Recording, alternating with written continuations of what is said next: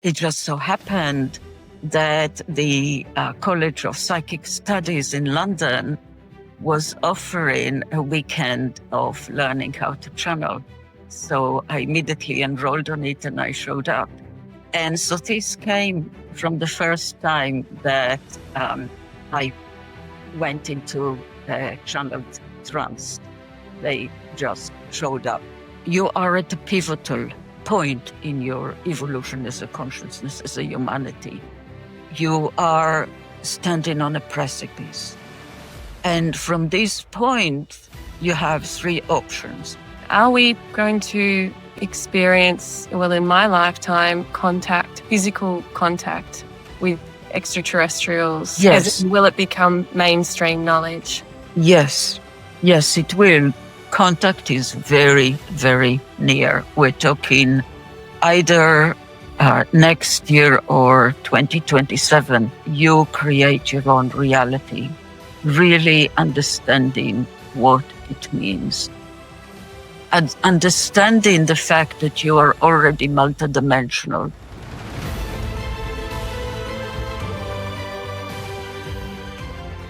Hi, I'm Genevieve Wood, and you're listening to the New Earth Frequency podcast, a space for exploring consciousness, energy, and humanity's awakening. And today I'm joined by Zohar Bahir. She joins us from Hastings, UK. She is a channeler and a shamanic practitioner who has been bringing through the collective energy of Sothis, a Syrian collective group, since 1997, who was really passionate about helping humanity's evolution. So welcome to the show, and thank you very much for talking to us today, Zohar. Yes, thank you. And it's a pleasure to be here and to be a part of something that is so special that you're doing yourself, the New Earth Frequency. And I'm delighted to be here. Well, it's wonderful to see you again. And you were part of our Ibiza activation event earlier in the year in August. And it was wonderful to meet you and get to know Sothis. So I thought it would be fantastic to explore a little bit more about how it all began for you, because you had a very fascinating journey. I mean, every channeler seems to have an extraordinary journey. We'd love to get to know you and how it all began for you. Yes, yes. So my journey began many, many years ago when I was 12 years old, as a matter of fact. And I had this incredible, very, very vivid dream that wasn't a dream. It was part reality, part dream. And in the dream, I saw my father going up in a spacecraft in one of those scout vehicles, landed in a field. And I was there at the edge of the field watching.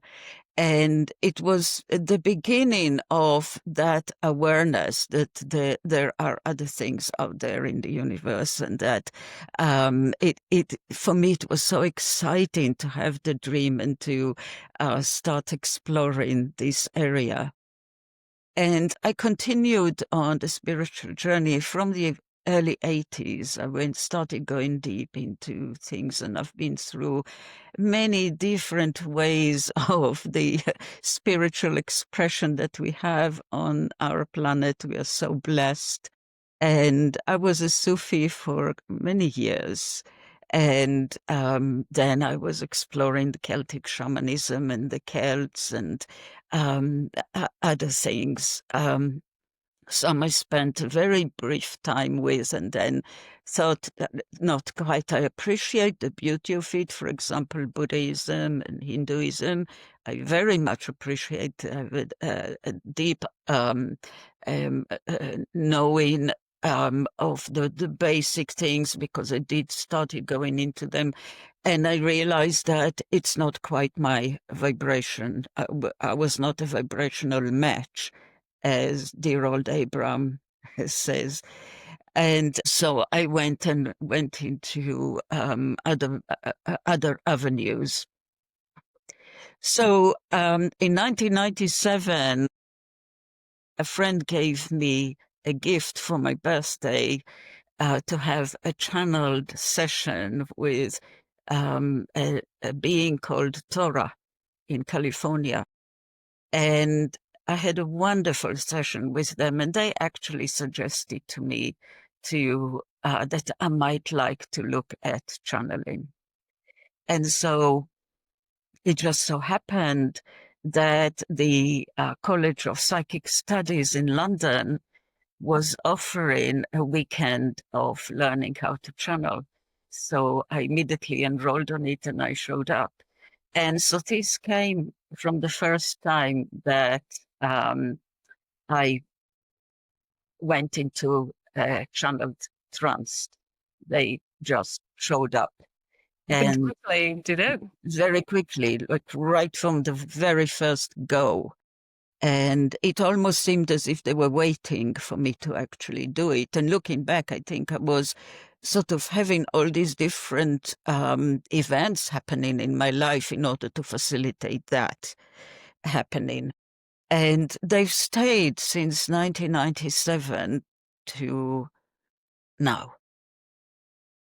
And hopefully will keep on going for as long as I'm alive and kicking.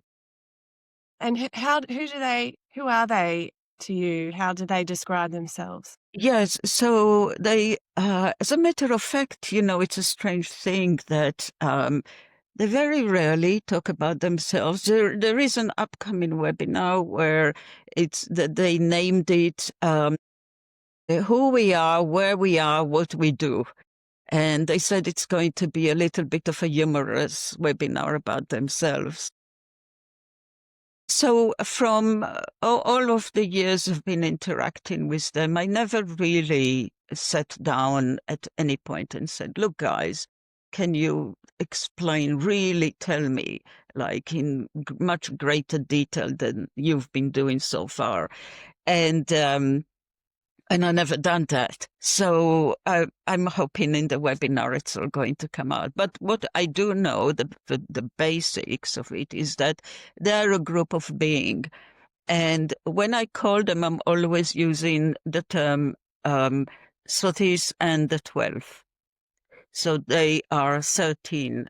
And they're a group of 13 light beings who originated from the star system Sirius, who are no longer in the physicality, and they say that they're on the cusp between the fourth and fifth densities of vibrations or dimensions.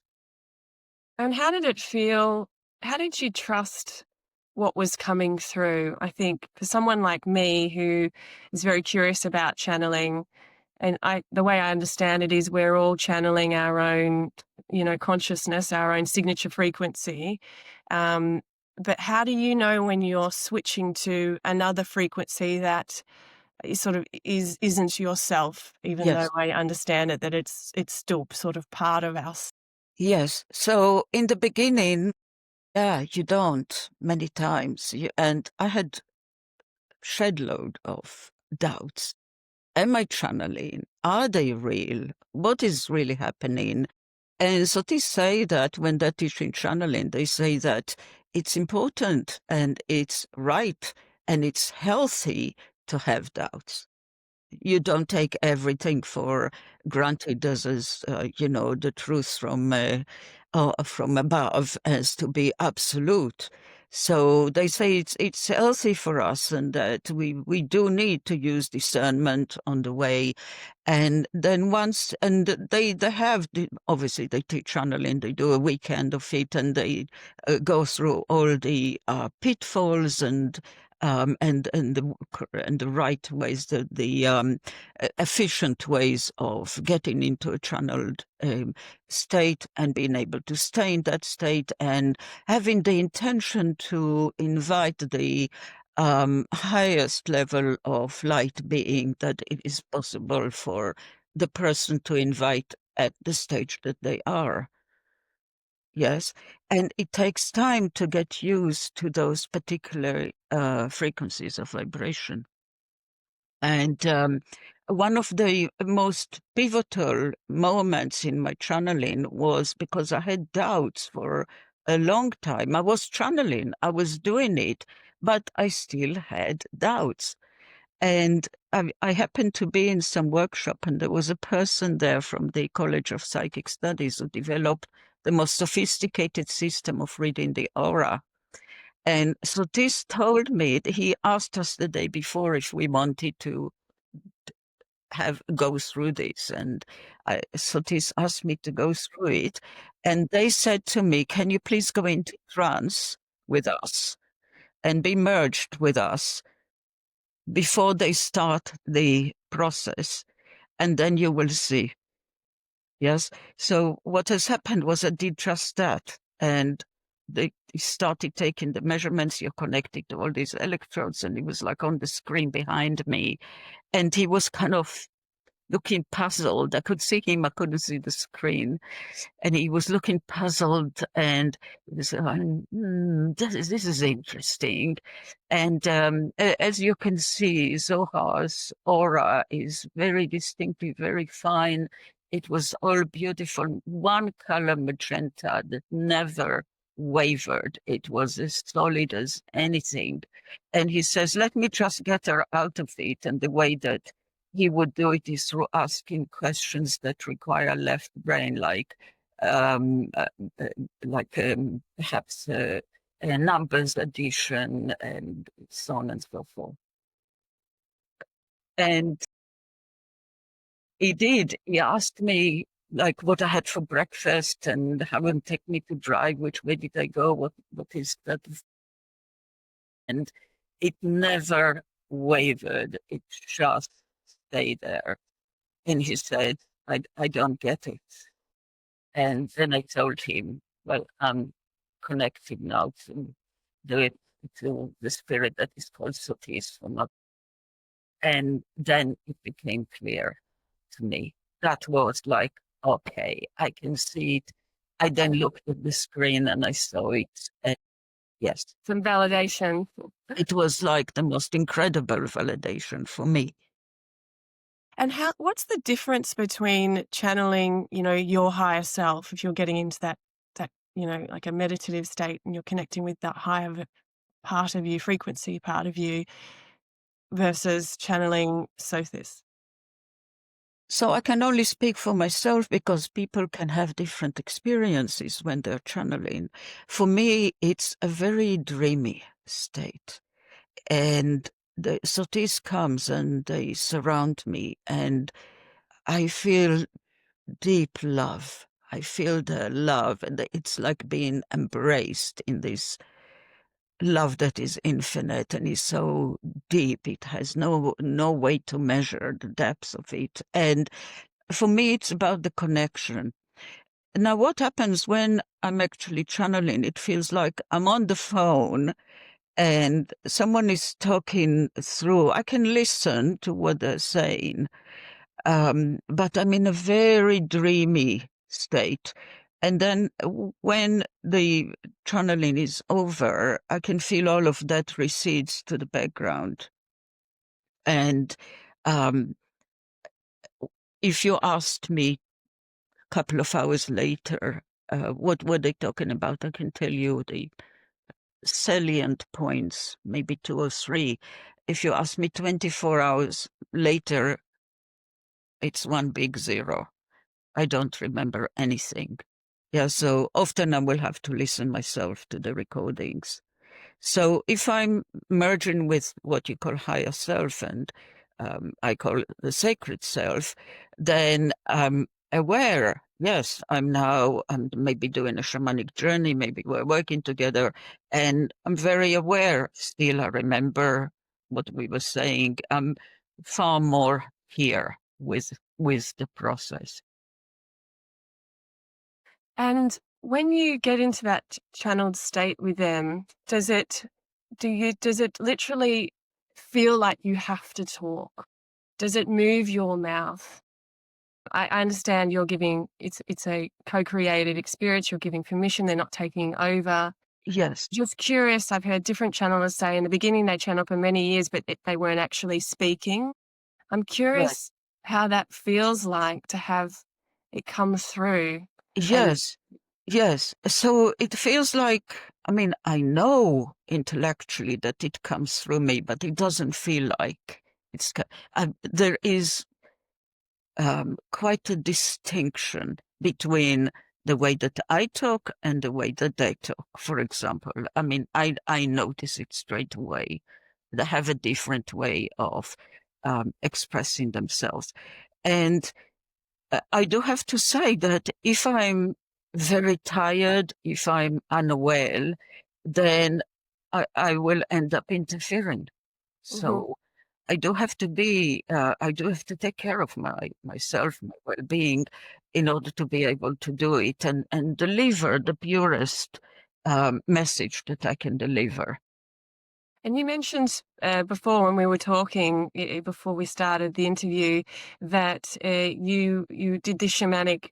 You went to where exactly did you do your shamanic initiation? It was with a tribe for several months. So my initial shamanic journey started in Peru. I was there for a few months and with the Shipibo, and I was initiated by Shipibo shaman, curandero, they call them. And but I got back to the UK and I realized that I have so many holes in my shamanic knowledge and that I only knew the Shipiba way of doing things. And I wanted more. I wanted to work with spirits. I wanted to work with curses. I wanted to, ancestral curses, particularly. I wanted to work with soul and spirit and intrusions. And there was a whole lot of things. And I researched and I found a 3 years course. And I did the 3 years course, and then I did a further year that was specific for women. And now I'm a full-time shamanic practitioner and I teach shamanism. I teach an accredited course for people who would like to become shamanic practitioners. And also, Sothis told me a long time after I was already doing it that it was them who nudged me towards shamanism because they have such a deep appreciation for the old shamanic ways on the planet. Yes, and for the people who are still holding those ways. You mentioned that was they needed you to sort of be in that frequency in order for them to more clearly communicate with you. Not to be in that frequency, but to have a much wider awareness of when they came to Earth and how it all started and how they taught the people in those times. Because, like I said before we started this recording, it is known from anthropological studies that shamanism has been on the planet for anything between 40,000 and 100,000 years. And Sothis often says that they have been here longer than 100,000 years. So they obviously were there right in the beginning, and that they brought their ways, not just them, but because they were a part of the Syrian beings, those beings from the star Sirius. But there were beings from the Pleiades, and there were beings from other places, and there was a lot that was going on the planet at that time. And of course, the fairies of old were here first. And so you talk quite a lot about the fae. Yeah, the fairies of old were here long before humans walked erected. Yes, they came here. So it's such a huge subject, and I don't think we can cover it in this format. Yes, Yeah. but I'll be happy to come back and Sothis can talk about Lemuria and the Fae Mhm. because it all really started in Lemuria. Yes, and then at our recent event, when we spoke to Sophis, he explained how long their energy has been involved with humanity's evolution and the story of back Yes, 130,000 years ago and the times of Lemuria and Atlantis. yes, And so we will also be publishing that recording as well, where there'll be more information about that. lovely. Thank you. Um, I was curious to understand, what is your understanding of consciousness? And I ask because, well, it holds everything together. But Yes, when I talk to family members about, ETs communicating through channelers and Syrian beings and collective beings. They think I've gone completely mad. And I think it's because we haven't been brought up and to understand as we can, as humanly possible, understand the vast breadth of what consciousness is. So I'd Yes. love to know how you explain consciousness. Yes, so most of my knowing comes from my own exploration and from Sothis and from my shamanic work and exploring over so many decades, because I started in the early 80s exploring the whole field of spirituality. So as I understand it now, so Sothis, when they talk, and maybe you can ask them later when I'm channeling Sothis, when they talk about the evolution of consciousness, and they tend to talk from the Big Bang and to spirit becoming condensing into matter, and they talk specifically when it comes to humans here. Some of us, they say, have chosen to, because of our great love for Earth and other factors, we have chosen to go through the evolution of consciousness in a far deeper way than some others. It's the consciousness choice on how to go about the evolution of consciousness. And for those of us I am one of them who have chosen to go the deeper and longer way, then we spend quite a long time in the mineral kingdom, and then therefore we will have a spirit mountain or a spirit a crystal, for example. Say, for example, it could be somebody's spirit stone or crystal is an emerald. And that would typically be because that was their last lifetime in the mineral kingdom, from which they catapulted themselves into the plant kingdom.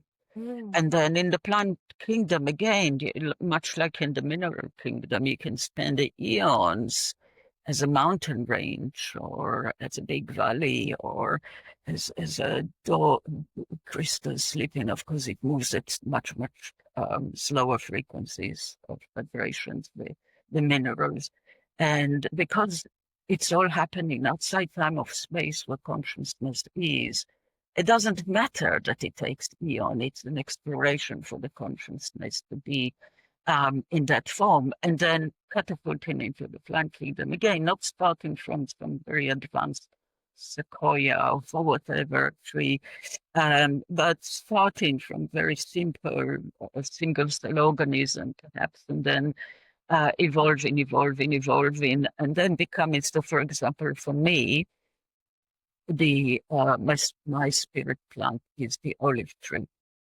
Yes, and that is spent thousands of years being an olive tree, and beforehand many other things. And then the time comes from that to again make that quantum jump into animal kingdom.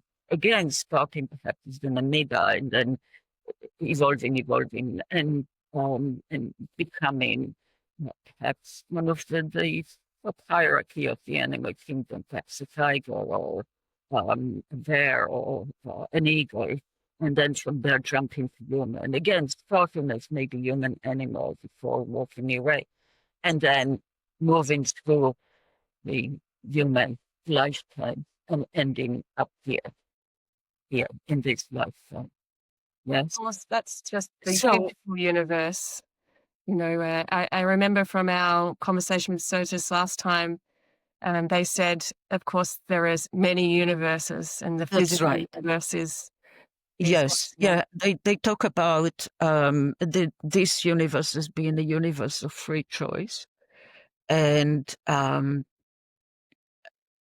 they say that this is one of an infinite number of universes. Infinite.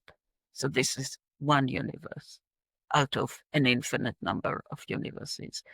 So And for me personally, the way that I work with consciousness is I realize that this person sitting in front of the screen, my physical expression, is a minute part of the whole of my consciousness, who I am as a cosmic being.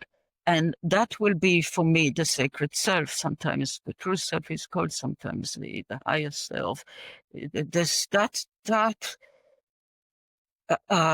expression of the sacred self is what holds all of the lifetimes together concurrently, because they're all happening concurrently. And it's the container, the crucible of all of the consciousness would be, this is who I am as a cosmic being, my sacred self. And within the sacred self, which is also the interface between all of that is individuating in the many, many different lifetimes to all that is. God is God, all that is. Yes. And apart from that sphere, so if you like to see it like is of course it's only an analogy and it's just as good an analogy can be. But the easiest way is to see it as a sphere. That's what Sothis is saying, and to see, okay, there you are, tiny, tiny little 1% maybe of the totality, if it is a significant lifetime. And then you have the spirit is the nearest to you as a physical, the spirit. And then you have the soul, it's bigger, and then you have the sacred self. That is the envelope, the big sphere that encompasses it all. The spirit is more to do with the it has more of an expression of the masculine, and the soul is an expression of feminine within us, but they operate together. But the spirit is closer to us in physical. I always thought spirit and soul were interchangeable terms. Yeah, most people do. Right. But there is a they're not the same. They're not the same because the spirit is connected to the realm of the subconscious and the soul is connected to the realm of the unconscious. Yes. And then you've got the sacred self all around that. Yeah. And what drew me many, many years ago into seeking answers and spirituality was I always took great comfort in knowing that there was this infinite consciousness, this sacred self, which I didn't call it back then, but I love that, and that my life had purpose and that things were divinely working out for me, somehow. Yes. Shape or form, despite the challenges. And of course, the comfort that we're more than this physical body, and that, we don't, when we die, that's not just it. I was very scared about being in a black box and that was forever. So for me, that's what, knowing that or believing in that is what sought me out into the realm of spirituality. How can we, I guess, connect to our soul's purpose and more to our sacred selves? Do you have any practice tips? So first of all, you must set an intention to do it. That comes first. And in shamanism, intentionality is everything. Yes.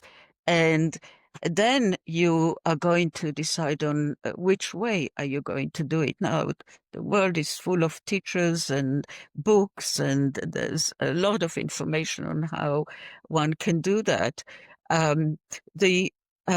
The simplest way of connecting with your higher self or sacred self is to have that intention. Now, I would like to connect with my higher self, my sacred self, and I'm going to dedicate. You need to dedicate some time in your life to allow that to enter those dimensions. And then you say to yourself, okay, 20 minutes a day in the morning, I'm going to sit there and I'm going to call upon my sacred self. and you start calling upon them. And initially, maybe day 1, day 2, day 3, you're sitting there and not feeling anything. But little by little, they will allow you because they want to connect with you. They've been waiting many lifetimes for us to finally call upon them to work with. And so you close your eyes and you're sitting there, and then you start sensing, oh, okay, is that you, my sacred self? Yes. And then you start slowly having a dialogue with them. Initially, they might tell you all sorts of things, and you might doubt what they say, which, as I said before, doubt is healthy. Sothis say when they're teaching channeling, doubt is healthy. It's good for us to doubt. It's good for us to use discernment. So what the best way to go about it in the initial stages, and I'm being very practical now, is to ask questions, but let them be very simple. In other words, if the answer you get is not quite, which way shall I go to work today? And you didn't get, they say to you, well, when you turn left or whatever, and you turned left, and it wasn't, there was traffic, there were problems. So you can say one of two things. Either if you went right, it would be worse, or maybe you didn't hear right. Because remember, when the spirits are talking to us, the beings of light, our sacred self, our soul, or spirit, whoever you're working with, it still has to go through all of our filters to get to us. So the information needs to travel through the many filters that are made out of our beliefs and our attitudes and our choices, our decisions, and all of those things. They create certain we call them sometimes barriers to the information that is coming to you. And so you have to understand that sometimes you cannot trust the information. You trust them implicitly. Your sacred self is your sacred self. And from the first moment, you can trust them implicitly, but you cannot always trust the information that you hear. And so for that, you need to get to know them and make it a practice and keep doing it and keep doing it and keep doing it. And please know, if they tell you to pick up and move to Timbuktu, then you know it's not your sacred self who is talking. If you're getting some crazy information, it could be other aspects, it could be the negative ego. Yes, so we have so many aspects of us all. And some of them might be mischievous, you know, maybe the child is playing with you, the adolescent, the infant, the young adult, the adult, the critical parent, who knows? There's so many aspects of us. We are also multidimensional, yes? So it's a matter of making the choice. I'm going to work with my sacred self or whoever you want to work with. Maybe it's God or a goddess or a being. And you dedicate time, you dedicate, you make a commitment to your growth. And that has to happen in any way you look in it, any spiritual way. There is always a commitment to it. And then you keep it, practice, practice, practice, practice. Yes, it's a muscle. When you're learning to listen to the spirits, it's like a muscle, needs to be practiced. Yeah. And over time, you strengthen that discernment, you know, whether it was your sacred self or, you know, some other aspect of our ego.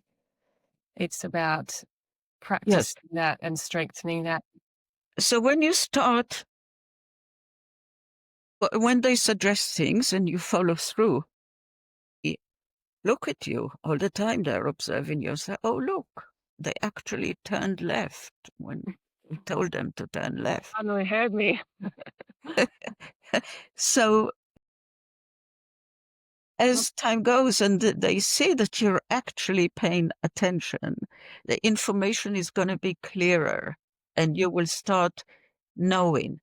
Now, you can also ask for an energetic signature, which I used to do in the beginning when I started meeting new beings of light, and I was like, are they who they say they are? Well, how do I know? Once they came and they said, for example, I'm God Horus, Egyptian God Horus. So once I had some interaction, I said, I think it is who he says he is. Then I would ask for an energetic signature, which means that they would give me some sign. Maybe I'll feel some pressure on my arm. Maybe I'll feel it in my solar plexus. Maybe there'll be a change of temperature. I asked them to give me their energetic signature, and they would then give it to me. And then when I call upon them, I can feel it. Oh, okay, I felt it. It's in my solar. Yes, that's them. And that acted as a filter so that I felt more comfortable with whoever I was working with. Fascinating. I find that very, very helpful. And obviously, you've got a great sensitivity to feeling that energy, but that's something it sounds like we can practice that Yes, sensitivity. practice is so important. And before we bring in Sothis, what's your mission now at this part of your life? What are you passionate about? Well, I'm passionate about shamanism and my shamanic work, my workshops, my the training that I give. That is very important for me, and at the same time, I also love Sothis, and I seek their presence in my life, and and they would like to reach more people because of all the. I did do workshops over the years, but they were always very small, and the people who worked with Sothis, they came, and there was groups of maybe 10 people, and we did do really beautiful things together with Sothis.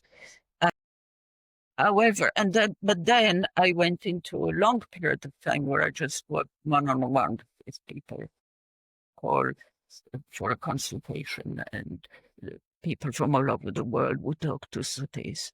And Sothis would like to reach more people, talk to more people. And so now I've got a website, and now there are all these webinars. There's about, I think, 29 upcoming webinars on many different subjects. And there's the School of Seership coming up in the new year. So it seems that Sothis would like to expand, and of course, it's all about free choice, and they always, of course, will give me the free choice about it. And I decided, yes, even though I'm 70 years old, yes, this is what I'm doing now. And some of it is a steep learning curve because of not having had a website before. Can you imagine? At 70, all of a sudden, you're doing webinars and You've got a great doing. website now. But I'm all for that. So yeah, that's my mission now. That's a wonderful mission, and we can provide the links as well in the description to your website. Thank you.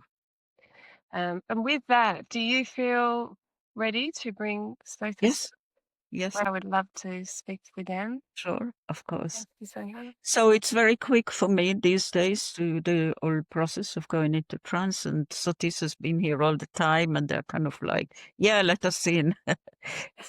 So I'll just get into trance. Greetings, we are Sothis, and it is certainly a pleasure and certainly a delight to be here once again, talking with you, Genevieve, and with whoever is going to be watching the screen in the future. So we're feeling very welcomed, and thank you. Thank you, Sothis, for speaking with us again today. Very excited to have you here. Sothis, could you explain to us again and to our audience that who are you, or how do you describe your collective group, and where are you? Who are we? We originate from the star system Sirius. The inception of what you might call our consciousness came about within that particular star system. And we have spent many of what you would call lifetimes within this system, going through the different races, because we did have races. We had the dolphin people and the crystal people and the bird people and the serpent people, and we intermingled, and they were the coming together of two different races to create a new being, and so on and so forth. And we kept exploring our own planet, and then expanding to the vicinity of other planets, and then from there to other dimensions.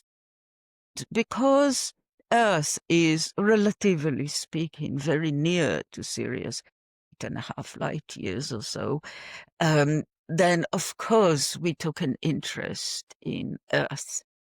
And there were other reasons at the time that we came. There were some forms of manipulation of what was then the human animal, and we and the Pleiadians, the Lyrans, and some other races, we had to intervene to prevent that from continuing. And we did that by bringing into the DNA elements of ourselves. So within your DNA, those parts that perhaps you are not recognizing, or that your science does not recognize, and still sometimes being referred to as gibberish DNA, is not, that's the stellar connection that exists within so many of you who are involved on these paths with these talking to people, to beings such as ourselves, people like you, and so on and so forth. So we come from that star system. At a certain point, there was the choice of whether we wanted to reincarnate into the physical, or wanted to continue to grow, because growth never stops, continuing to grow, to expand, to evolve on the non-physical level. And we chose the latter. And we then continue to evolve in non-physicality. And that meant that in, in, in the way that the past unfolds, what it primarily involves is the expansion of consciousness. And that means the speeding up of frequencies and vibrations, and achieving higher and higher levels of resonance. So you see, you've asked before about what is it about frequencies, why we're hearing about it. So your thoughts, your feelings, everything that you are, that you're expressing, giving expression to, that these are frequencies. And the frequencies create a field, if you like, of certain vibrations that attract or not certain frequencies. And the whole field of those frequencies and that vibration that is then created then goes on to become your resonance, your resonant field, that resonance that that encircles you. Yes. So growing in this way, expanding in this way, is about working on those levels of frequencies, vibrations, and resonance. And we are a group of 13. So there are certain things about this number, and we won't go into them right now. Only to say that we chose the name Sothis because of the connection to Sirius. The name Sothis is the ancient Greek name for the star Sirius. So in our realms, we are working with energies, big energies. Yes, and we are creating energetic worlds. And particularly, we specialize in working with the energy in between those that you now call liminal spaces, if you like, between two frequencies, two vibrations, or two areas of resonance. And there is a lot of power that exists within those spaces that might appear to be nothing. Yes, that in those liminal spaces lies a tremendous amount of power, and we're working with energy in this way. Well, thank you for all of that you do for helping humanity and on our evolutionary path. On the note of humanity's evolution and Earth's evolution, can you share what stage are we in? There's been a lot of talk about we're ending a precession cycle and we've started a new one, humanity's awakening. What does this mean Yes, from your perspective? yes. So indeed, you you are at a pivotal point in your evolution as a consciousness, as a humanity. You are standing on a precipice. And from this point, you have three options. You're either going to fall, or you're going to stand still, unmoving, frozen, if you like, or you're going to soar with the new earth. And you call yourself, your organization, New Earth Frequency, correct? So the new frequency is shifting to become far more conscious and far more aware, and understanding the idea of that you've heard, you create your own reality, really understanding what it means. And understanding the fact that you are already multidimensional. You've got your physical self, you've got your etheric body, you have your energy field, which comprises of your mental field and your emotional field and your spiritual field of frequencies and vibrations. And to start exploring those aspects of yourself and knowing more. Humanity has now a choice of moving forward with this or not, or not. Not moving forward because there is no such thing as far as energy is concerned, you are energy. There is no such thing as standing still. There is no such thing as far as energy is concerned. You can't stop. You're either moving forward into evolution and expansion, or you're moving backwards into entropy and decay. Yes, or you fall. In other words, you're not interested, you're not taking part, you are falling by the wayside of this evolution. Yes, so at a certain point, it's going to be that as you move forward and you truly learn what it means to create your own reality, to deliberately create success, and not allow it to happen by default, which means by allowing the consensus reality to create it for you. Because if you're not doing things with intention, you're going to be swallowed by the general beliefs and attitudes of the consensus reality. So you have to now make a stand. This is that pivotal point.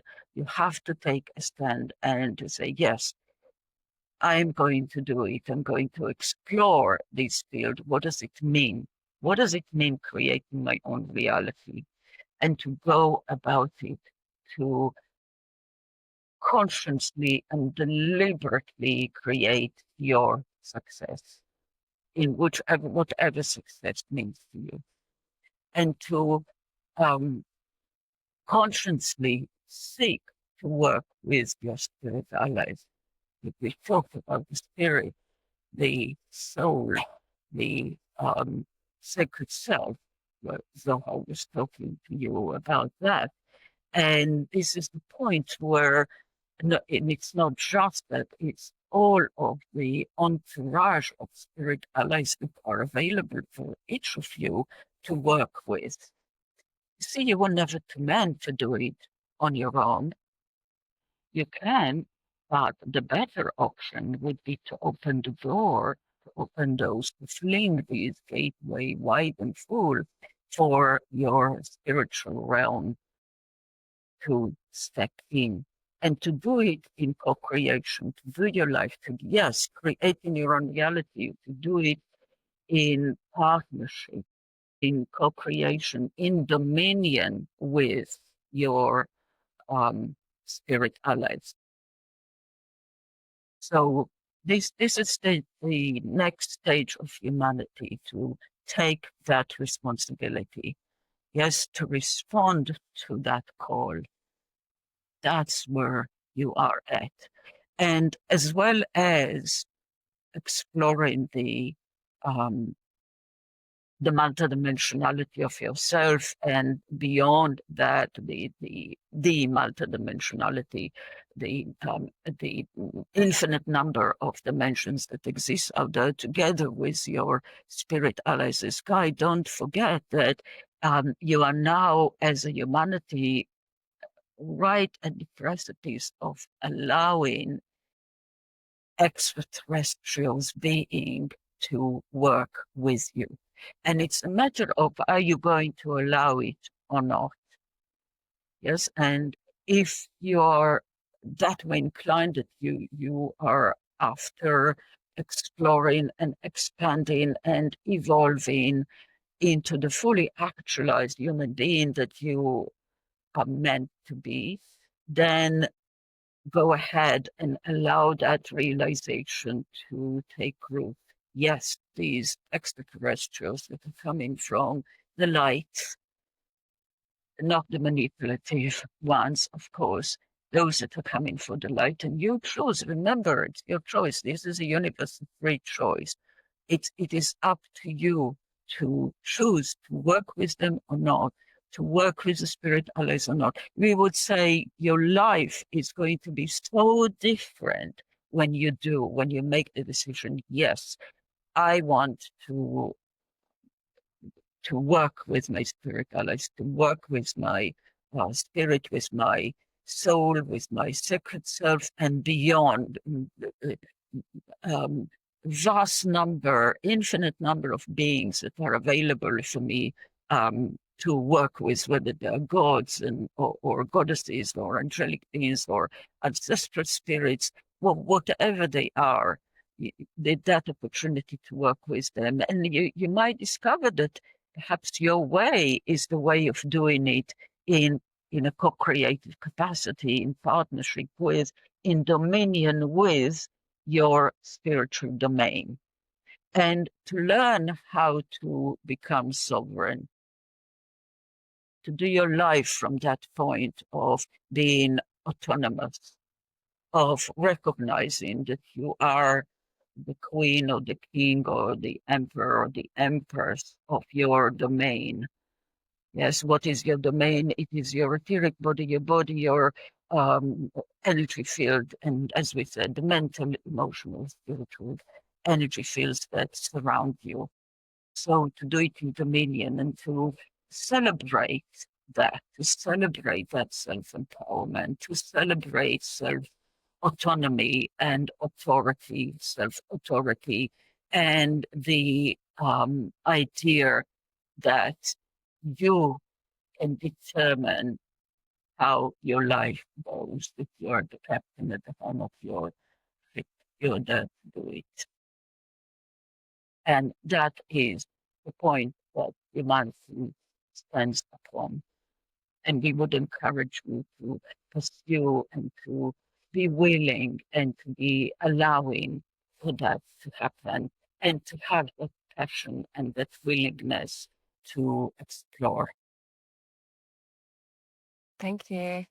And something that I have found a challenge in my life as I've explored spirituality was when I was in a situation for many years where I didn't know my purpose. And that's a big question. What is your purpose? But can be to express your unique self. More around, it tends to center around a job. What should I be doing with my life? And there's a lot of people, and I was one of them, that was in an area where I felt stuck. I felt a very small version of myself, but I couldn't see a way out. I've taken the courage to pivot in my life, and I'm doing this based on a calling within me and a trust within me.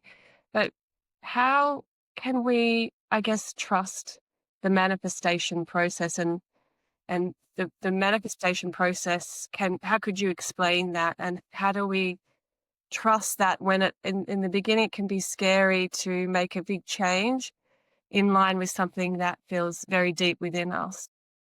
Yes. So let us start by the destiny. That's what people ask. What is my destiny? Yes. So you say you come into an incarnation, and beforehand you will be one with the expression one with your sacred self, your soul, your spirit, and you review the lifetime that you have just lived. And you then make some choices about the next lifetime. Now, you're given a blueprint of the next lifetime. For example, where are you going to be born to, what set of parents, and etc., etc. That's a blueprint, like an architectural blueprint. Now, within this blueprint, you're given the freedom, the space. There is a lot of latitude to fill that blueprint with whatever it is that causes you to feel an excitement, to feel passion, to feel aliveness. In other words, the calling has to be something that you you hear of it and immediately something starts within you.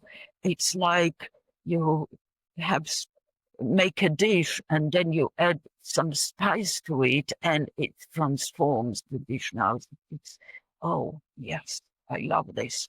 And that is the signal for, yes, I think that this is for me. It excites me and I'm feeling my passion is being stirred. And I would love to follow this. And you spend hours with it, and you might not notice that you have been at it the whole night exploring, and now the dawn is coming, and it brings the juiciness to your life. And these are the signals for you. Yes. Now you might respond to the signals, and it's still going to collapse. From the point of view of spirit, there's no such thing as failure. Or everything is a learning experience for you as a consciousness. So it now comes down to the attitude that you have towards what you call failing in life. And you might then gather your energy again and you get up, you dust your knees and say, okay, well, I did that. It was wonderful. Perhaps I still want to do it, but I have to look at a different way of doing it. Or no, I'm off to the next thing because something else is now calling me. And you might find that people around you, you might be one of them. You might have 5 different careers in a lifetime. Yes, you look at Zohar here, she was an airline pilot for over 30 years. She was a flying instructor, she was an airline pilot, and then she's now a shaman. and she is a channeler. So you might find, and there's nothing wrong with it. Go, change, explore, roll up your sleeves and dig into the dirt. That's what physicality is about. It chose to be physical. It's not a punishment, it's a gift. It's the greatest gift, and so many would like to do it. So many would wish to become physical, to have that juiciness. Yes. So if things disappoint you along the way, then it's a time to check your um, attitude towards it, your belief around it. It's time to work with the subconscious. Now, we it is a very wide subject, and it would take much longer than the time that we have here to start delving into this all um, tremendously exciting topic of I create my own reality. And know what tools you're using and what beliefs are working within you and how you can enlist the power of your subconscious mind, which is immense, into your day-to-day life to work with, manifest all that you wish to manifest. Thank you. Did this answer your question? Yes, thank you. I think I've got time for maybe 2 more questions. I wanted to ask you if I'm choosing the timeline of the new Earth, if I'm raising my frequency to align with the third option you mentioned, the new Earth, where humanity's consciousness is awakening, what I can already see that it is. In this timeline, are we going to experience, well, in my lifetime, physical contact with extraterrestrials? Yes. Will it become mainstream knowledge? Yes. Yes, it will. Though some will refuse, some will deny, just like it's always been this way. Some will continue to deny. Now it's a figment of your imagination. Contact is very, very near. We're talking either next year or 2027. We are sensing that all the indications are that it's going to be 2026. And will it be one race or many races? There will be a few races that will present themselves. Right. And is this being done with the sort of secret government or, No, the not government anymore. no, it's independent. No, Right. it is completely independent. You see, the beings of light will never go that way of the secretive, manipulative um, uh, dogmas that exist in your world. They will not follow them and they will not allow themselves to deal with such energies. No, they will come to each and every one of you who is wishing to be a part of this transition. And it is going to be a transition.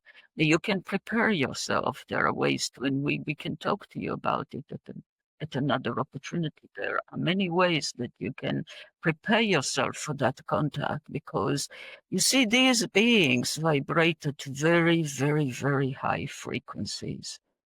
Yes, very fast frequencies. So if you're not prepared, you will perceive a part of them or a level of them, but you might not be able to um, hold a conversation with them because standing in front of them, the energies are going to be too fast for you. And you might end up not even perceiving what they look like. So there are ways to train. For example, we're doing brain dream webinar coming quite soon, and but there are other ways that you can prepare your body and your brain, your mind for these higher frequencies. And these ways are going to be very beneficial for you in your day-to-day life as well. Well, I would love to learn more about that, maybe in another chat, or we can tune It into. will be our pleasure. And then our final question would be, what message would you like to share with humanity right now, or to anyone that is listening? So, as we said, the message is to come to the choice of wanting to expand your awareness. So when you're talking about consciousness, it is about being aware of who you are as the cosmic being that you are, being aware of your own multidimensionality, having the what is consciousness is being aware of your environment. What are you doing with your environment? What are your intentions? And to stop going about your life willy-nilly, but to have powerful intentions. And on a daily basis, we have recommended, for example, to Zohar to in her journal, and the first thing every day to put down what are my intentions for today.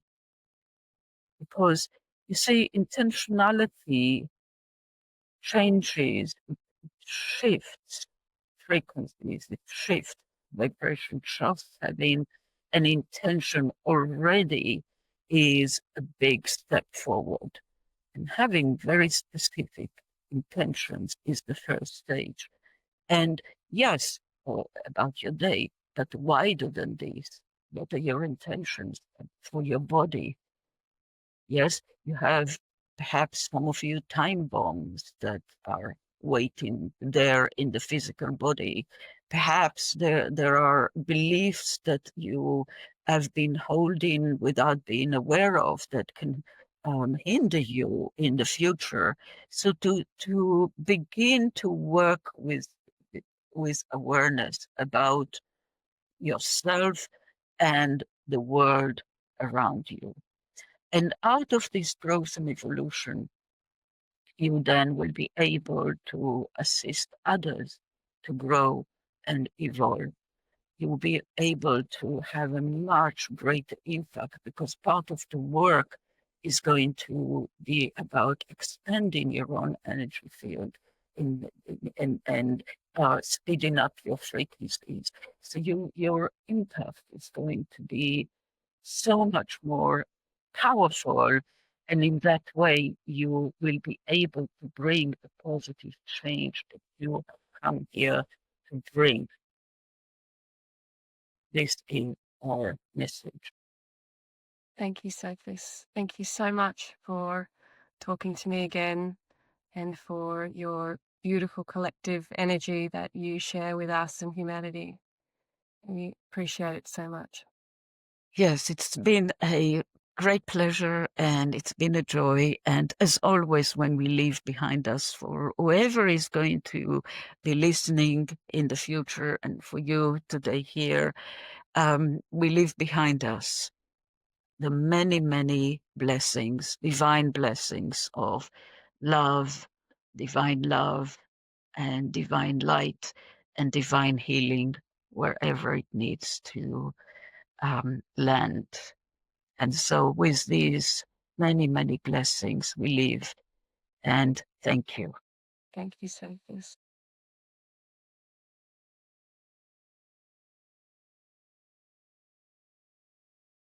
Hi. Hi. Welcome back. Thank you.